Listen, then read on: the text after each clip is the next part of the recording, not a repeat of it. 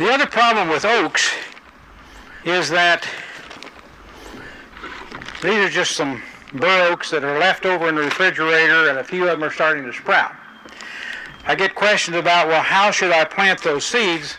When Mother Nature plants it, she does just like that. And if you watch, about 49 times out of 50, that seed is going to end up lying on its side, to where this sharp point is parallel to the ground.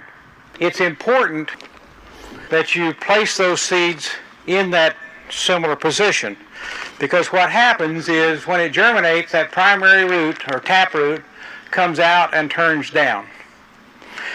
You want to get those seeds planted before germination begins, because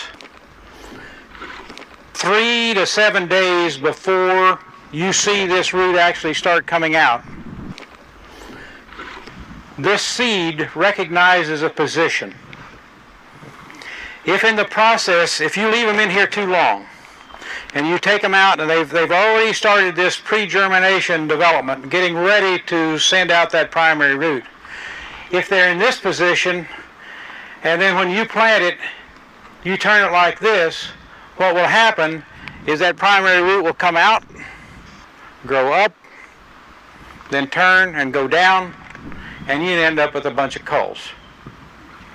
It's a common procedure happening. And see, this one is very clear. What are you going to do with this one? It's almost straight out there. Well, you simply can't judge it. But getting that seed planted at the right time, and again, what I do under our limited space and so forth, and in order to get the best crops, I take a flat.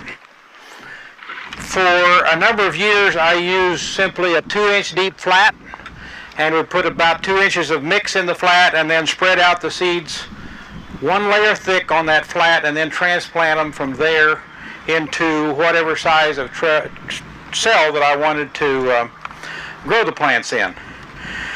What I've been doing with a number of species of plants here in the last couple of years, I've been using these 18 cell trays for my seed flats.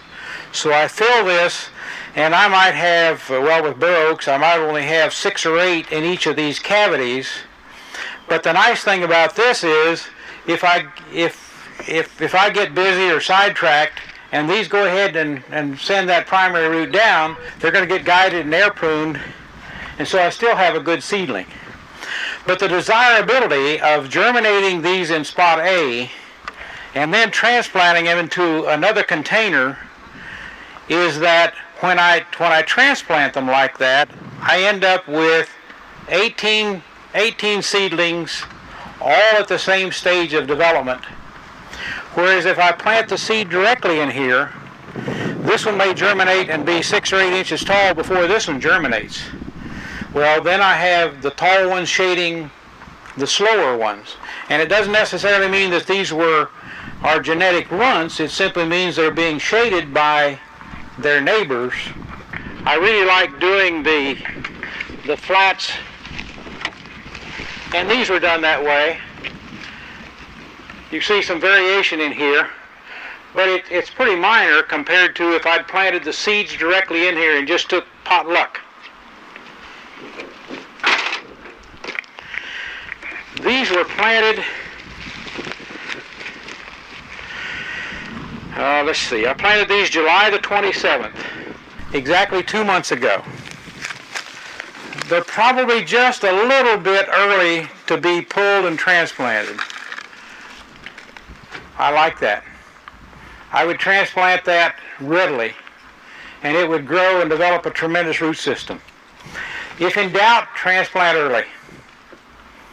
Where I've done study after study, where I've take a group of seedlings, transplant them at a stage that I used to think was too early, and then 2 weeks later transplant some more, 2 weeks later transplant some more, 2 weeks later transplant some more. The first ones always do the best. And I don't even mind if you lose part of that root system.